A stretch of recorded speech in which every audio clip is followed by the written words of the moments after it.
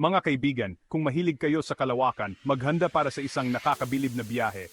Sa episode na ito, dadalhin namin kayo sa isang maikling, ngunit kamanghamanghang paglalakbay sa kalawakan. Isipin niyo ang pag-alis sa Earth, ang pag-angat ng rocket mula sa lupa, at ang pag-akyat nito sa kalangitan. Mula sa asul na langit na nagiging itim habang binabagtas niyo ang atmosfera. Ang pagbabago ng kulay ng kalangitan ay isang paalala ng ating pag-alis mula sa ating tahanan.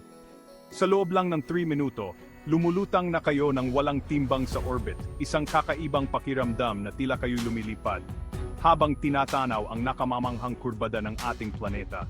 Ang tanawing ito ay nagbibigay ng bagong perspektibo sa ating mundo. Damhin ang saya ng zero gravity habang dumadaan kayo sa International Space Station. Ang ISS ay isang simbolo ng pandaigdigang kooperasyon at pagsulong ng agham. Masdan ang mga bituin na mas maliwanag kaysa sa nakita niyo dati, mga bituing tila abot kamay na. Parang mga diamante na nakakalat sa isang pelusyong kalangitan. Ang kalangitan ay puno ng misteryo at kagandahan.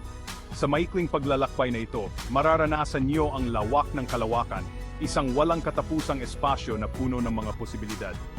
Isang tahimik na kalawakan na nagpapakumbaba at nagbibigay inspirasyon. Ang katahimikan ng kalawakan ay nagbibigay ng pagkakataon para sa pagninilay-nilay. Mabilis lang ang biyahe, pero panghabambuhay ang mga alaala.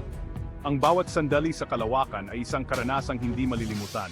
Kaya, mga mahilig sa kalawakan, pindutin ang like button at mag-follow para sa mas marami pang out-of-this-world na content. Huwag palampasin ang pagkakataong maging bahagi ng aming komunidad. Sama-sama nating tuklasin ang huling hangganan. Ang kalawakan ay puno ng mga lihim na naghihintay lamang na ating tuklasin.